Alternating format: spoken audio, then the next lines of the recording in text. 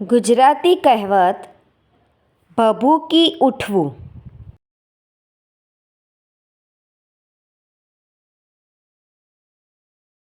ભભૂકી ઉઠવું અર્થ સળગી ઉઠવું.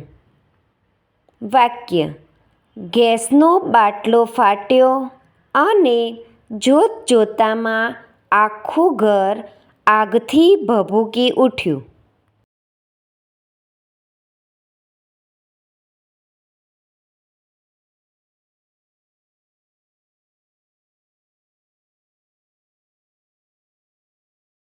Thank you friends. Please like, share and subscribe.